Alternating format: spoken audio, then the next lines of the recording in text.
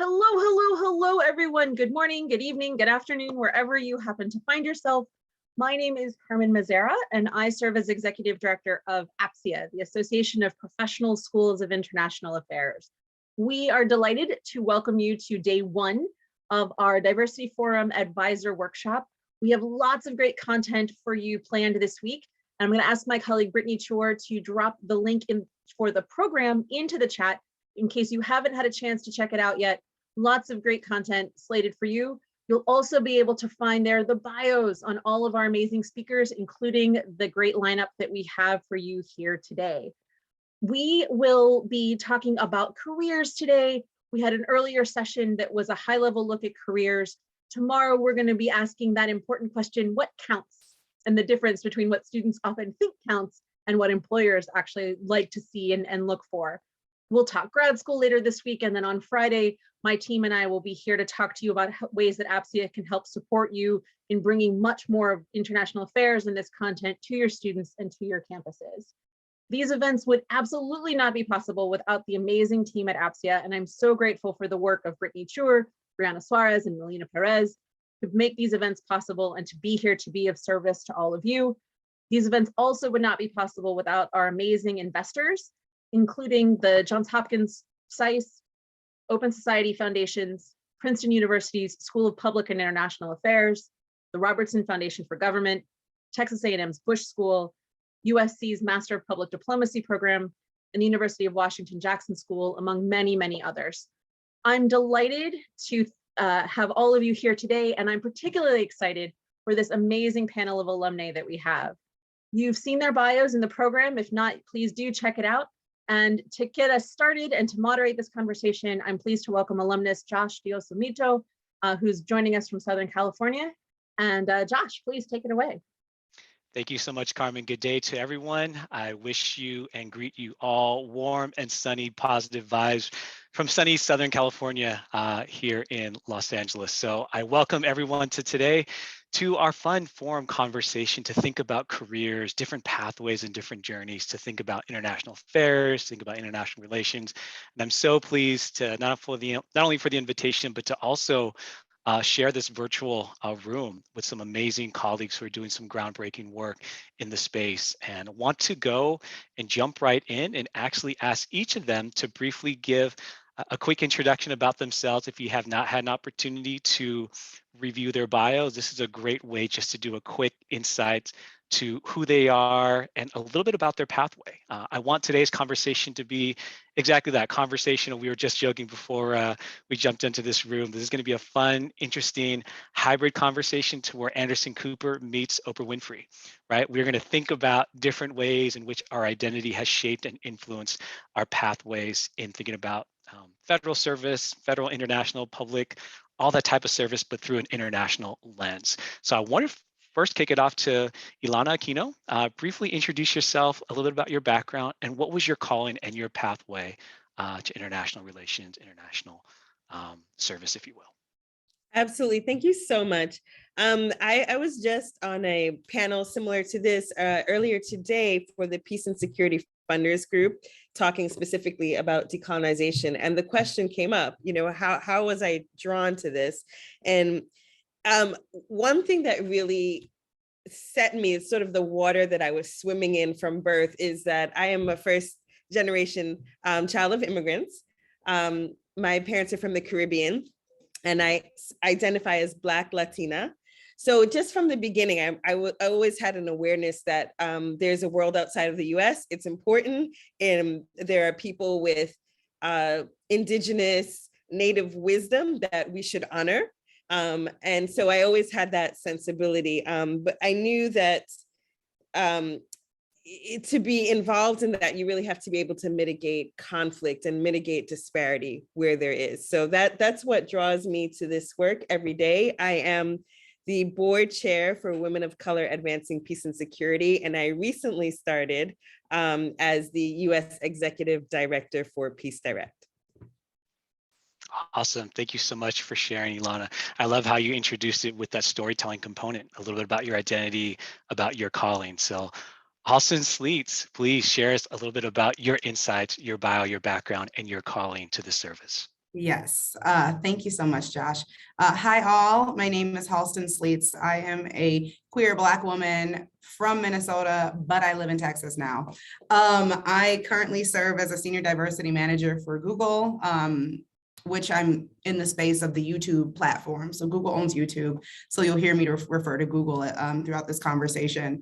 But I would say I got involved in policy work and started to pursue policy coming out of undergrad. I went into environmental work, and that took me all the way to Denali National Park, Alaska, where I was working on hunting policy for one of my first jobs out of college.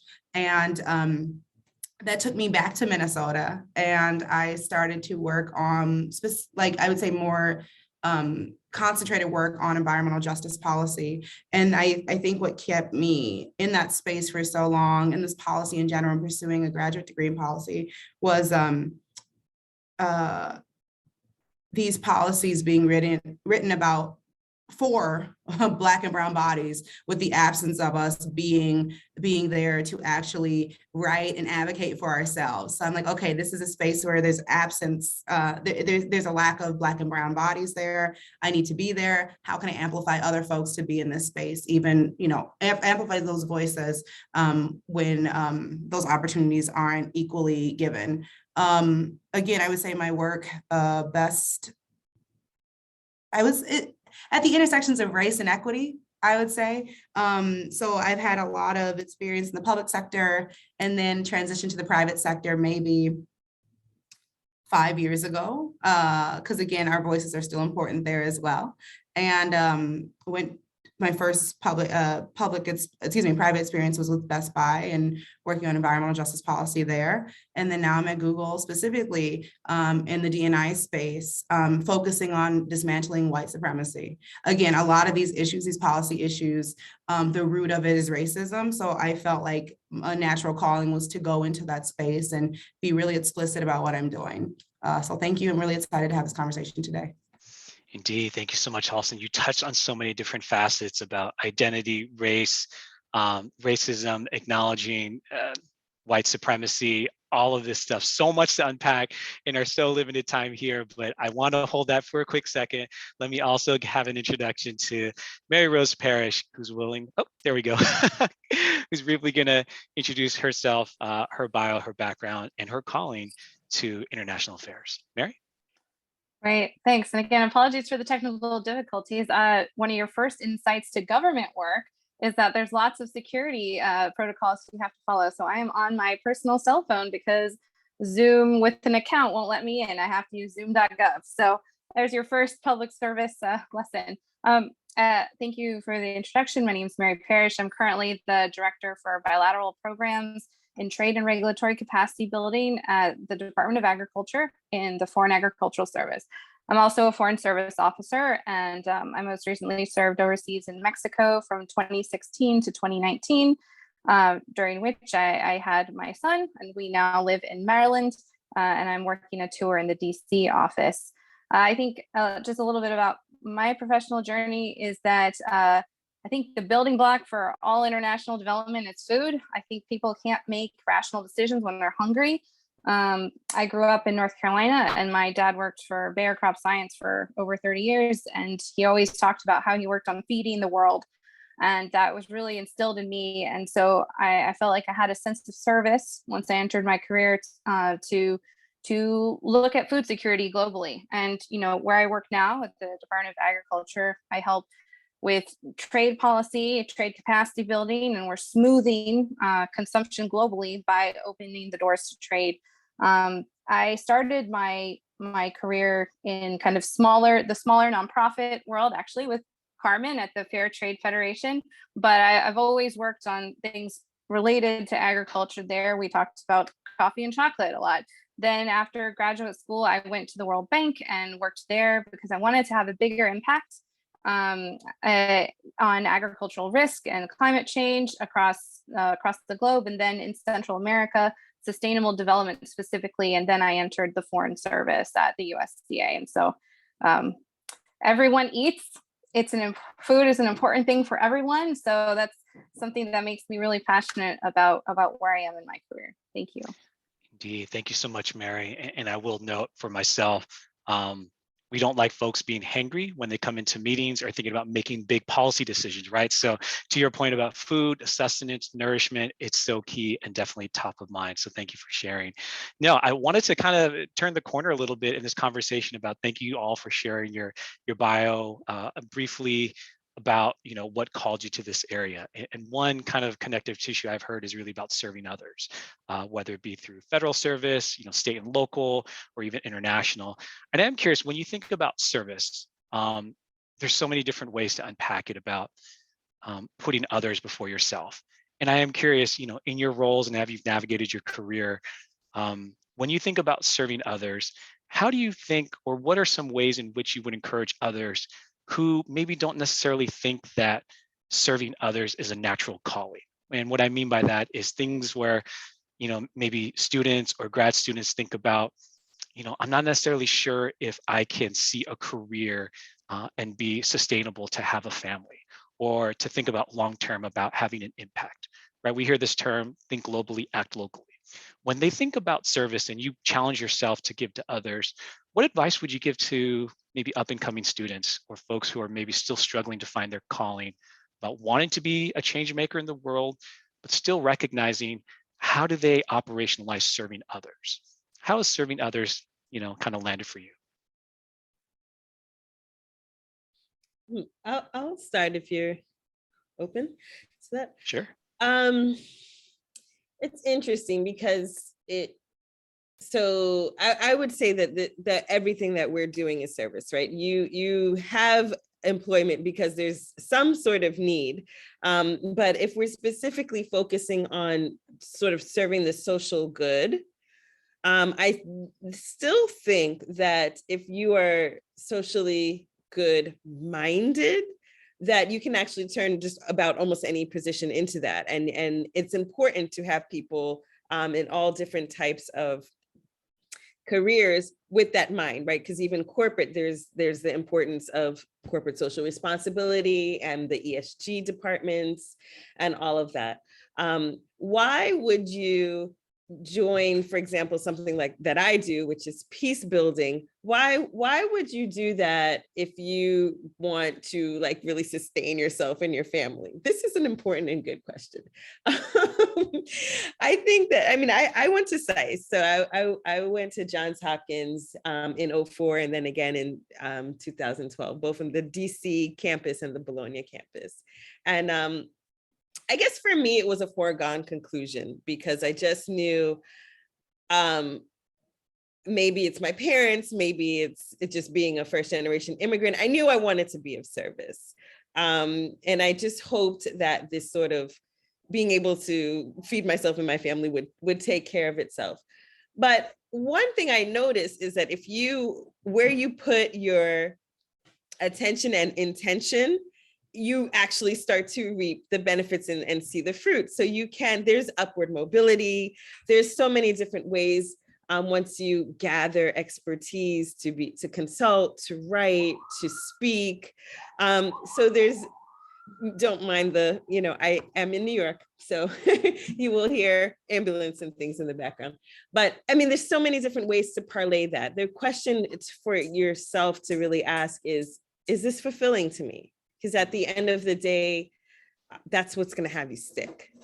Indeed. I love that. Attention and intention. I'm going to borrow that. Halston, what are some of your thoughts about the importance of service and how it landed for you? Yeah, I think the intention and attention is a good place to start. But ultimately, there's a cost to not doing this work, a heavy cost.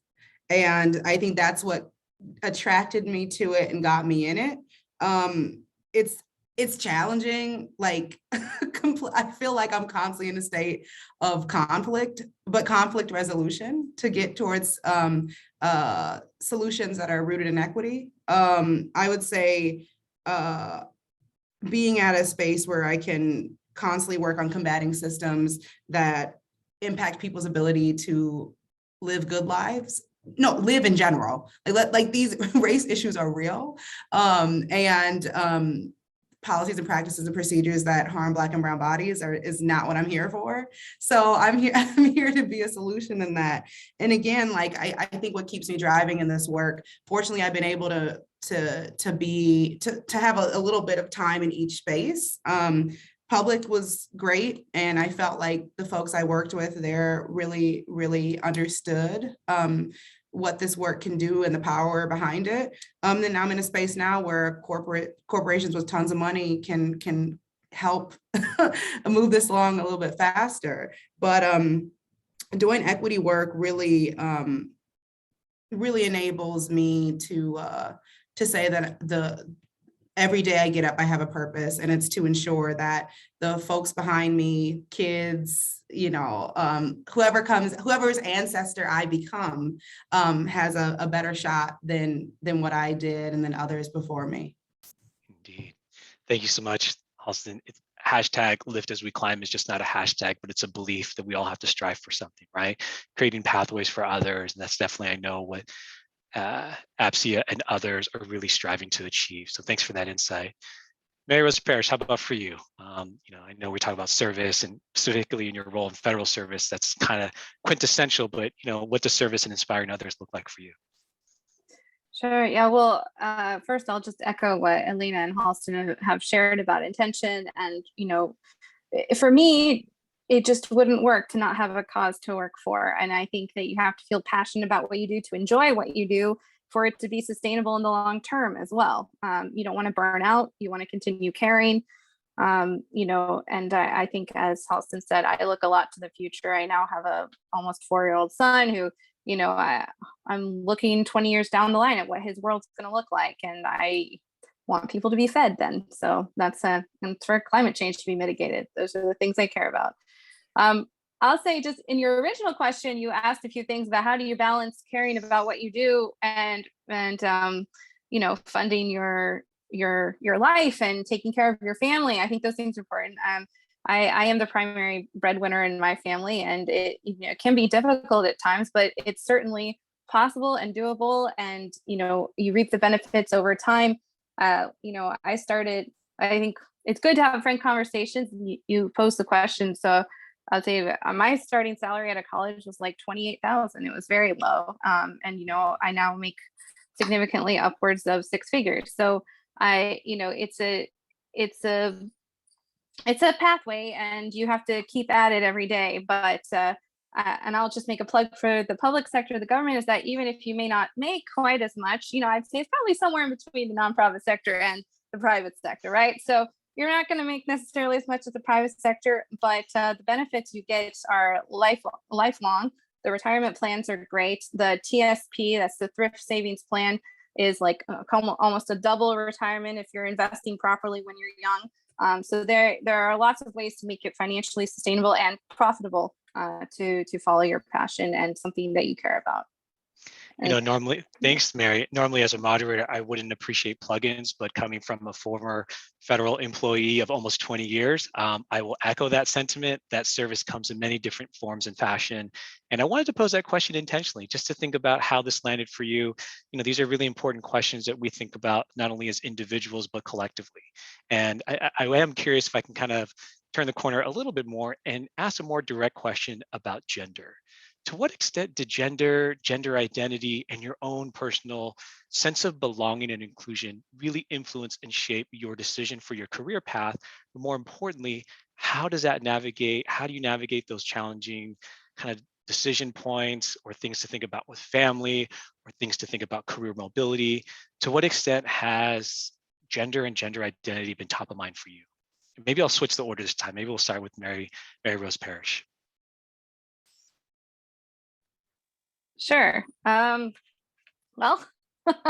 I guess it's something that definitely comes up. I think in the foreign service as well, being overseas, and you're in lots of different cultures around the globe, and so gender dynamics take on different tacks around the globe. And I think in agriculture in general tends to be more of a male-dominated field, although with the younger generations, that's changing. And certainly at USDA, we've seen an increase in different genders and diversity in general as the millennials and all the other generations, apologies, I'm blanking on the names, come up after us into the workforce. So there's been a lot of shifting dynamics, and that I think, you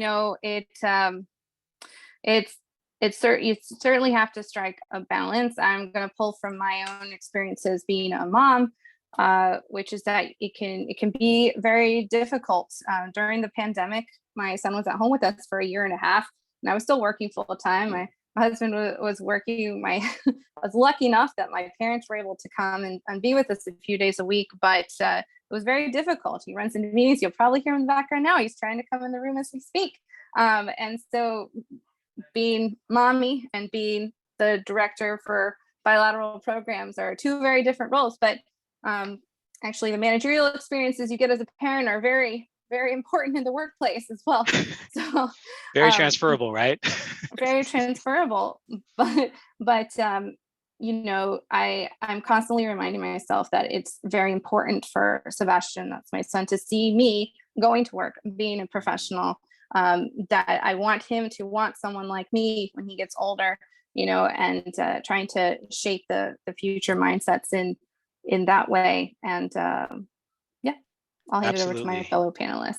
No, absolutely. Representation is so key, and to model that for Sebastian and others is so spot on. So thanks for sharing, Mary. Halston, how about for you? Gender identity, your role, how does that, you already kind of tipped the scales a little bit earlier on, so I wanted to circle back with you on how you leaned in. That's a really big question. And we got some time. I got so many answers and I don't know which way I want to take it. But I would just say gender in terms of just policy work in general. Like I have watched, and we all know, I think from policy work in general, women are the backbone of this global economy of the world. We are the protectors, the champions, the caretakers, the change makers, and specifically women of color, and even more explicitly like Black women. I have watched Black women take on so much work for less money, less resources, and still expected to do way more than everyone else. So I think gender is immensely important, specifically in this work, in D&I work, where I see, I work with a lot of Black women, and I see, but one thing I want to say about that is I see a lot of us being the ones carrying the work, and I don't see equal effort from our counterparts. And that's what really bothers me. And also in policy work in general, like white, cis, hetero, old men or folks are writing rules for our bodies, right? And I'm not even going to go into sexual orientation and identity, because I like I said, I identify as a queer woman with a Latina wife, and it just there's so many ways in which these conversations and this work impact our bodies and the bodies of our family members, and we continue to stay in it and stay in the work and stay committed to it. And I just would like to see equal effort, like everyone holding some water to ensure that like the work gets done. So yeah. Indeed. Thanks, Halston. Appreciate that. Ilana, how does this show up for you? Yeah, as I mentioned earlier, I am chair of the board of Women of Color Advancing Peace and Security. So it's pivotal for me. It's this at the center of what I wake up thinking about every day. How can we have more women of color at positions of leadership in the peace and security sector, especially because when you look out at conflict globally, which is my lens, it more often than not disproportionately affects women and children. And women of color are bearing the brunt of our decisions about conflict globally. So we definitely need more people of color, and specifically women at higher seats, in government, in NGOs, calling the shots. And hopefully that adds that level of human dignity and these things, at the very least, gives us a more diverse range of solutions to choose from and strategies. So that's top of mind for me all the time. I will share one quick anecdote. I began my career after I completed SICE, which this is a tip that I recommend to those who may feel courageous enough to do this. I self-posted to Nairobi, Kenya. I did not have a job. Or really any money at that time, being fresh out of grad school. And I got on a plane about 2 weeks after graduation, went to Nairobi, Kenya on a ticket for 3 months, and ended up staying for 7 years, almost 7 years, because I just every day went and met with people, and one person would tell me to meet with another person, and then ended up landing a job, which led to another job. One of the positions I held for the longest while I was there was with the government of Kenya in the finance ministry for finance. And women with master's degrees, Kenyan women with master's degrees, were bringing tea. Yeah, I mean, it boggles the mind. And so kind of naively, my reaction was just keep doing what I do, because they had to reckon with me. I had some purse strings with me that I was bringing. I had some capacity building that I was bringing. And I just did what I did. And then when I noticed, 6, 7 years later, when I was leaving, the women there as well somehow were elevated, because they're seeing this, young Black Latina American women just coming in and acting like there's no, of course, you should be dealing with me and working with me. Why wouldn't you? And so I found that other women started to gain agency from that. So just sharing, be your authentic self, and you have no idea the ripple effects that it can have. Indeed, and it's such a powerful story. Thank you for sharing as far as how you model that type of behavior and the sphere of influence you have on others, and maybe knowingly or unknowingly realizing you are shaping the hearts and minds of others around you. So, thank you all for sharing your perspectives on identity and from the gender perspective and gender identity. I do want to dig a little bit deeper to think a little bit about where we are in the world right now, thinking about conflict and thinking about resolution and thinking about disputes, and kind of posing that question, like, why would you want to get in this work, and recognizing there's a primary purpose and a passion behind it, but also recognizing, similar to the work in diversity, equity, and inclusion, because that's the work that I do as well as Halston, and thinking about what we've heard in the last couple of years, at least from the US lenses, around DEI fatigue, right? Having the conversations around white supremacy, having the conversations around the tragic killing of George Floyd, Breonna Taylor, and so many others, and trying to think about, how do each of you find resilience in staying grounded in not only what you do, but walking in your purpose? Like, what do you do personally, either just professionally, personally, from a mental health perspective, or just conversations with family? What do you do to stay grounded and resilient during these very difficult times where we live in, not only from the US lens, but also thinking about what's happening beyond our walls, not only with Ukraine, but other conflicts around the world? So maybe we'll reverse the order again. Maybe I'll start in the middle this time with Halston, if you don't mind sharing some of your thoughts and perspectives about staying grounded and being resilient. Great questions, Josh. I'm loving this conversation. I would say last week I was immensely burnt out. I had to take time away from work because of doing a lot of support sessions, as well as writing comms for leaders, where I'm like, what do you say? Right? So how do I stay grounded? That's a good question, because I don't do this. I don't stay grounded. I'm just being honest. I'm being transparent. I do a terrible job at self-care. That's okay. This is why we wanted to create this open, authentic space, so the other diversity advisors could feel broken. There is beauty in imperfection. There is beauty in imperfection. So please, thank you for being your authentic self. How do you navigate that, even though if you know you aren't, but what are some gentle nudges you get from family or friends? I flew home. I flew to Minnesota last week because I needed to be around my grandma, because she grounds me, and she's got these really soft 87-year-old hands, and just when I can hold them or just like be touched by them, I feel like I'm in a sacred place. I feel safe. I feel stable. So I spent $600 on a plane ticket and went home. So I did that. I ask for help. Sometimes, again, it's really hard for me to do that, but I think folks that I have in my inner circle can tell when something's off. So they do a good job at checking in and asking what support I need. And then I'm starting to do a better job at saying yes to things like, yes, I do need this time off, or yes, you can take this project off of me. Oh yes, I will go get a massage. But I think what truly keeps me grounded is when I am when I am doing it on purpose, I have to be purposeful, intentional about it, is like family and elders. Yeah.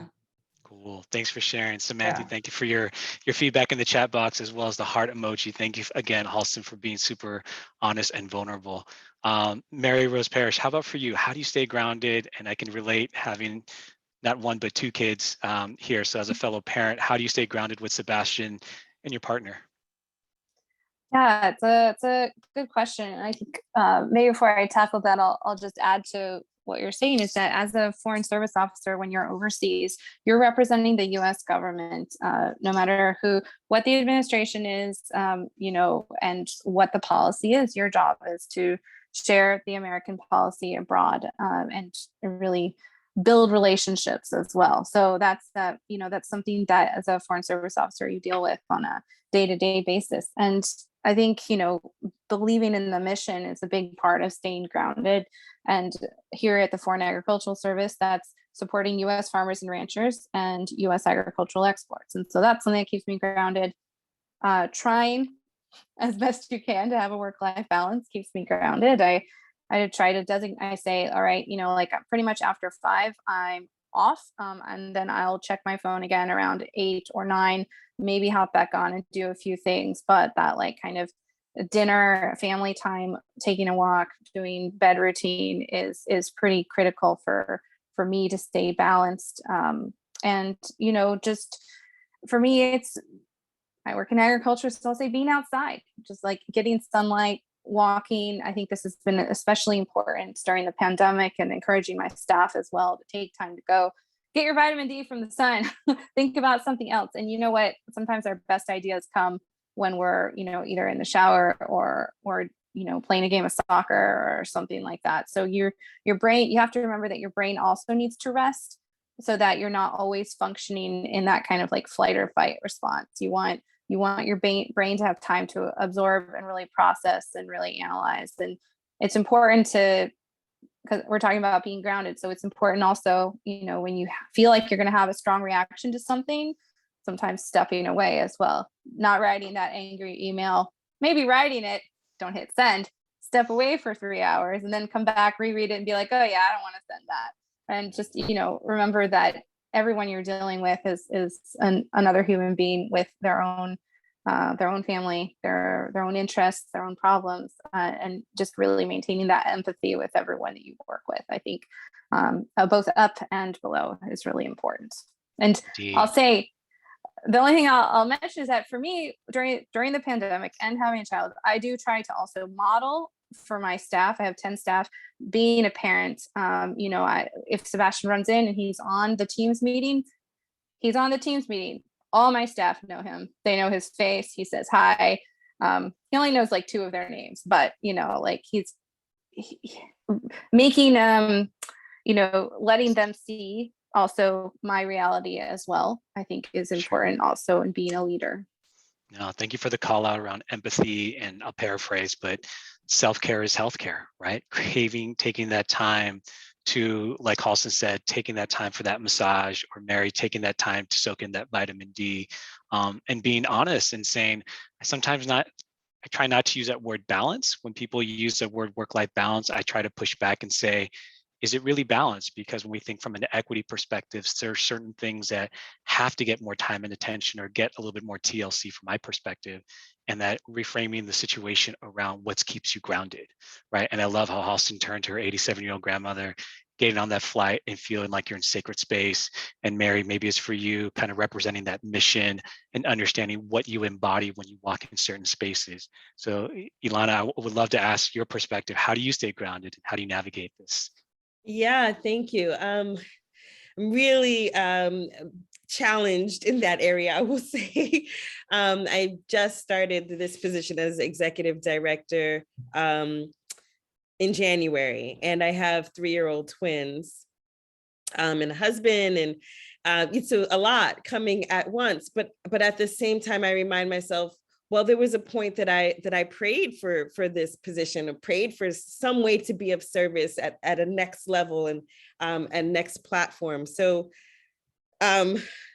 it's probably not the best of approaches, but when my plate is getting too full, sometimes I opt to just get a bigger plate. But back to the question of being grounded. I very much, like Mary Rose was saying, there's certain things that I set for myself as boundaries. I don't want to be talking to my kids over my computer or over my phone, like the phone or the computer is more important than them. I never want them to have that feeling like they have to negotiate between mommy time and my phone computer. So when I know, in the morning, and I feel like through this unfortunate pandemic situation, we are actually learning to be a bit kinder to ourselves in our ways of working. So maybe if there was any good thing that's coming out, I think we're rearranging the way that we work that's more kind to actually living your real, full, authentic life and bringing your authentic self to all spaces. So in the morning, I know I start my day at 4 a.m. Because that's just what works for me in terms of being able to get anything done. But when they get up at 6:30, I put my computer away and I know that I'm just gonna be with them until it's time to go to school. And same when they come home, I'm just with them until it's time to go to sleep. And that actually nourishes me too. At first it felt like I really had to how can I do that and still, deliver to my team and on our mission? But setting those times aside has really made a difference. Indeed. And I love how you did the call out for setting boundaries, right? And I think that's something we can all do a better job on, whether it be technology, devices, trying to find that balance. And I hear this consistent theme about how do we model behaviors for others, whether it be our children, our loved ones, our staff members, our colleagues, our higher ups, right? We feed off of that energy. And thinking about some of the energies that you just talked about, Ilana, you had talked about being your true authentic self. One of the areas, and again, I want to encourage some of our fellow advisors, if you have specific questions, I don't want to hog up all the time, but I hopefully feel like we're in a good vibe here. But feel free to add any questions that you would like, and more than happy to engage those questions the next 15, 20 minutes that we have left. But another question that came top of mind from this organic conversation is really around not only staying grounded, but also thinking about, from my perspective, doing this work specifically, as Halston talks about, in marginalized communities. There's often this sense of what I call self-doubt. Am I good enough to be here? Am I good enough to be a game changer? Am I good enough on the global stage? And I would love to get some thoughts and perspectives, how each of you have maybe navigated. I try not to use the word imposter syndrome because it's so heavy and it's so loaded, but I like to use that phrase of a little bit of self-doubt because I think it's a softer tone to acknowledge a little bit of uneasiness. And I am curious, how have you navigated self-doubt from the global lens, as well as maybe from a personal lens, and how you navigate family and work life? So maybe we'll switch the order again this time and go back to Ilana, if you don't mind, starting with you first. Yeah, I'm still navigating it. And to be honest, saying it out loud really helps. I'm in a very fortunate situation where the CEO of the organization I work with, in his onboarding to me, he said, hey, here's 5 things you might deal with them. And one of them was, imposter syndrome or this self-doubt. And if that happens, I'm here. And don't feel, any way about it. And so I would definitely want to carry that to others. It's a real thing. Yeah, I would just leave it there. That I try to remind myself that a team of people chose me and they must have seen something. So just keep going, trust myself, check in with peers. And also don't be afraid to use coaching and therapy. I use both. Absolutely. Thanks for that call out. Halston, what does it look like for you? How have you navigated this space of self-doubt, worry, but feeling you are good enough at the right time in the right place? Yo, my answer is going to sound like a beautiful mess, but I'm not good at this either. I feel like I'm a really high performer. And when I don't feel like I'm meeting the mark, and this can be like external signals that don't even exist, I'll make it up in my head. And I would say I go through a monthly like shutdown of like, I'm not doing enough. There's so many hours a day. I didn't do this. I should have my book done by now. I should have this done. I should have been done with law school. Like I go through all of these things on what I haven't done. And I have had to start a gratitude journal this year. And I was like, this isn't going to work, blah, blah, blah.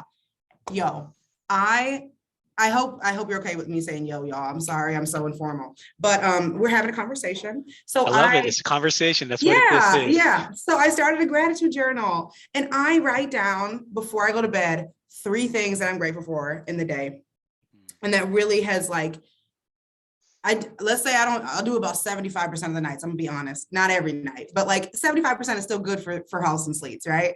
We'll strive for 100% next year. But it has really made me look at all the things I have done, and I still have time and space and more in me to give.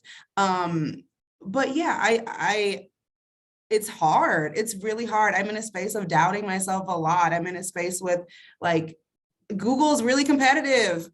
And I'm like, what, how did I get here? They made a mistake by hiring me. Like, I can't solve all these really complex, wicked problems. But I feel a lot better knowing that it's not all mine to hold, you know? Absolutely. Absolutely. And I think there's power in the voice that you're sharing. And I'll recap what I said earlier. Being your true authentic self also means acknowledging you don't have to have it always right, always at the same time. So the gratitude journal, love that call out. Turn over to Mary Rose, and I see the 2 questions in the chat box, which we'll unpack in a minute after Mary Rose shares her thoughts and perspectives about self-doubt. Sure. Well, I think I was trying to think of how I would phrase this as we were going through the question, but I think 2 things for me. Well, 3 things, I guess. One is that when you're on a team, you're not always going to be the expert in everything, and you need different people to have expertise in different things to make a strong team. And that's especially true when you're the leader of the team. You want the like absolute most, brilliant financial analyst on your team. You want, and they're sometimes going to be smarter than you. And so it's important to realize that teams have different aspects, and to best lead them, you need to recognize everyone's expertise within them. So the second thing is that maybe when you're not an expert in one particular thing, you can always pull examples from other parts of your life. So for example, I don't know, when I began really interviewing and hiring people, I do a lot of hiring. It's a big chunk of my job. I probably hire somewhere between 5 to 10 people a year, just for my own branch, and I'm on various different interview panels. When I first started that, I was like, oh, this is a big challenge. I'm not an expert in this. They're asking me to pick all these people. And then I thought back over my career about things I had done. So I had hired interns in the past. I had gotten volunteers to join various groups. And so I think it's important to think of things that you've done outside of your work career as well, and to really validate those experiences in your career.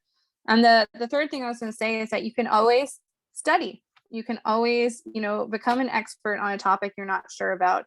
When I came to the Department of Agriculture, I did not know very much about animal health and trade in animal products.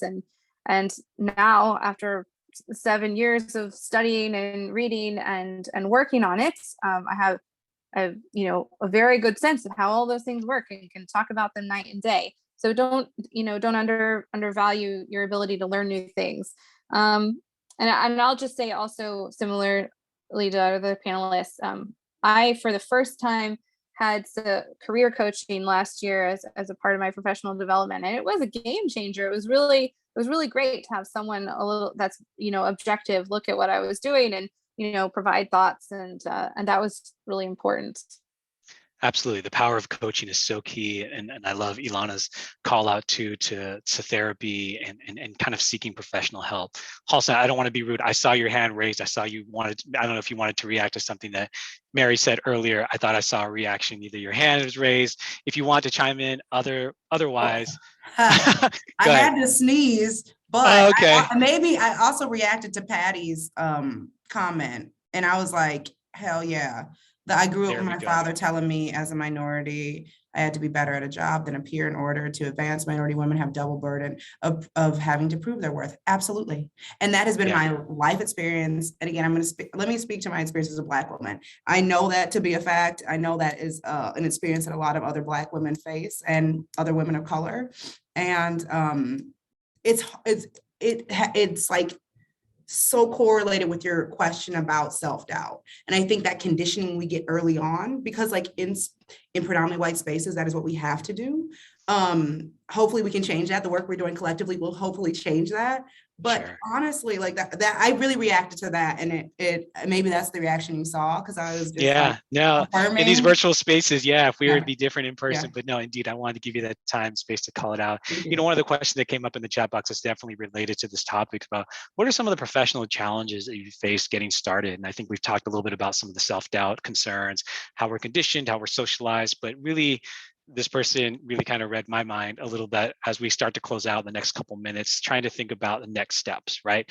Trying to think about advice and what career advice would you give to others, such as our fellow colleagues who are in this space advising, undergrad students, graduate students, or just others trying to figure out their calling. Like, what advice would you give them, and how have you overcome some of these challenges, whether it be around self-doubt, whether it be about, pushback from family or even parents saying, why would you want to go help the world? Just figure out what's good for you, or figure out what's good for your neighborhood before you go and change the world. How have you overcome some of those, what I call perceived challenges that society has maybe placed on yourself and or others?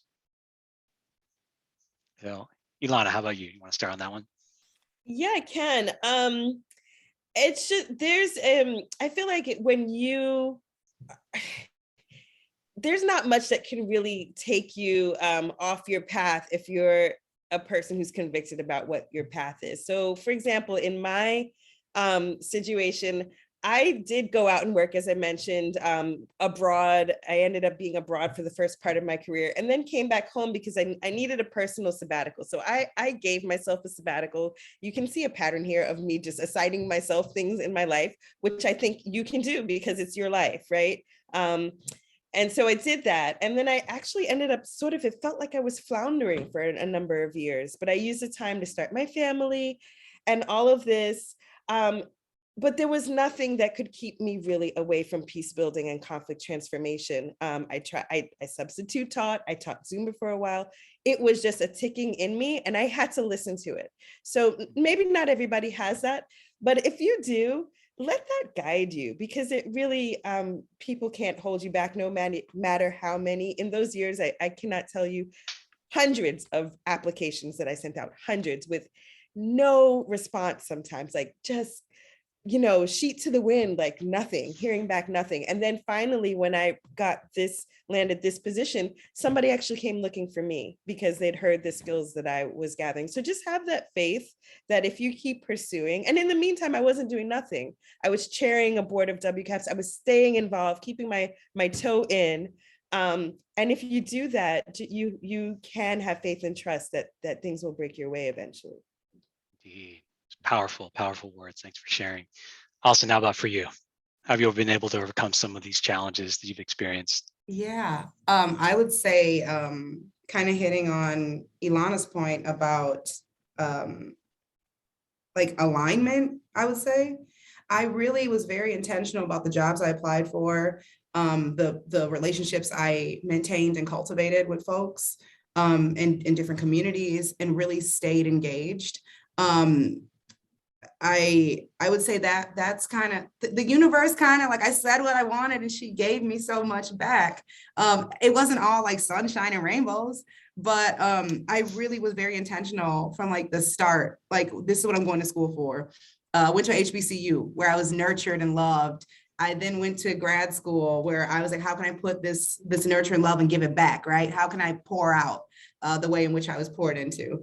And I really think alignment with my own, how am I aligning myself with like organizations and people that share this, like we have a shared value of mission work and success and all those things. So I think that's what got me to where I am right now. And Google's not it for me. I feel like I just started. So yeah. Sky's the limit. Awesome. Yeah. I love that. And how about for you, Mary Rose? I think I'm going to tackle the first part of your question because I think these things are important about kind of tips and tricks for folks as they're starting out their career. And I think the one thing I want to say is that financial literacy is just going to get you so far, no matter what job you do, no matter what your passion is. If you can understand money, how it works, how it flows, how you get it, how you determine how to spend it, who's managing it, all of those things will really get you far, no matter if you're working in a nonprofit, the public sector, or the private sector. The second thing I want to say is that I think having kind of cohorts and peers that you can bounce your ideas and thoughts around about professional life are really critical. I'm in a couple of them. I have a cohort of foreign service officers that entered the same year as me, where, you know, we talk as we come up on performance appraisal season. We share our personal statements and provide comments. We join trainings together and talk about what it means to move to the next level. I'm in another one with a group of professional moms that all had a baby around the same time as me, and we talk about what that means in the workplace. But having a cohort of people that are maybe not directly in your chain of command or directly kind of in your sphere of your day-to-day work life, I think is really important to be able to have those echo chambers, if you will. So anyways, thank you. No, thanks for that call out. And I love the sister circle that Halston did as well. So yeah, definitely call that out. So the few minutes that we do have left, I'm going to ask Brittany to pull up the poll. We do have an evaluation asking folks, and in our final minutes, I definitely wanted to kind of, you know, pose a question someone asked earlier a little bit, as I have a guest, special guest here making his appearance. A little bit around, you know, mentors and coaches and people who have inspired you. In 1 or 30 seconds or the minute we have left before some closing remarks, who were maybe the 1 or 2 influential voices who helped shape your passion for this career in international affairs, whether it be a political figure, a family member, maybe if they're not even living today, but who has maybe inspired you for your calling international service? Rapid fire, we'll start with backwards. Mary. Sure. Well, my dad, who always told me he was helping feed the world, so that was a big one for me. I'll say on a personal note, my faith and you know, growing up, about always trying to see what we could do to change the world and have an impact, and, you know, eliminate poverty, those kinds of things. And yeah, I'll stick with those 2. How about you, Halston? The work I do it for my grandma, Joanne Stone Yarborough. I love that woman. She grew up she was a sharecropper in Kentucky, and tells me a lot about, you know, the rights and lack of access she and her family had, and obviously her parents before that. And I do this work I do now for her. Yeah. Awesome. And my ancestors who I don't know. So yeah. Very cool. Ilana, how about for you? 2 folks come to mind, of course, apart from family and ancestors and parents. Marian Wright Edelman, she was a childhood hero of mine. She worked really for children's rights globally. And Ambassador Bonnie Jenkins, who's now Undersecretary Bonnie Jenkins, who's a dynamic woman leading on nuclear non-proliferation inside of our State Department right now. Awesome. I love it. What better note to leave on a positive one about inspiration, hope, and encouragement. So thank you all for sharing your wonderful words of wisdom today. APSIA and I are so lucky to have all of you being change makers in your own right. I encourage you to keep your head up. Please lean on these advisors, and these advisors, please lean on these 3 amazing women, and myself included, to help shoulder some of this burden. We've talked and navigated through interesting conversations about how we show up for one another, how we struggle with self-doubt, and how we find resilience in each other. So I encourage you to continue and enjoy the next day or 2 plus in this workshop and these number of forums. Do another call out for tomorrow. There's a great session on challenging the narrative of what counts for the close of session. So I would encourage all of you to continue being engaged, continue listening to one another and respecting each other. And a last final word, I'll turn it over to Carmen if they want to close us out for today. Carmen? Thank you, Josh. Thank you, Halston. Thank you, Ilana. Brittany, I'm going to ask you to throw the poll up so folks can let us know how we did. I know I'm exceptionally grateful for all of you sharing your personal stories, a little bit about your professional journey, and reminding all of our advisors that they can bring these stories to their students to inspire that attention and intention. Ilana, we're all stealing that. We'll send you some royalties or something something along those lines. So we have the chat up, I hope, or the poll up, and we look forward to seeing you all throughout the rest of this week. And then, as I said earlier, this is the beginning of our relationship and our ability to hopefully support all of you to grow that future generation of leaders in the public sector, in the private sector, in the nonprofit sector, and as you heard, moving around between all of those spaces. We're so lucky to have such great examples from these women, as well as from Josh, whose careers have enabled them to support and grow excellence and service in many different sectors. So no matter what your email address ends in, .gov, .org, .com, there's lots of ways to make the world a better place. So thank you all so much. And I will wait for the heads up from my colleague Brittany Churd to let me know that we've captured all of your great wisdom, and we will see you all tomorrow. Thanks, everybody. Thank you. Be well. Take care.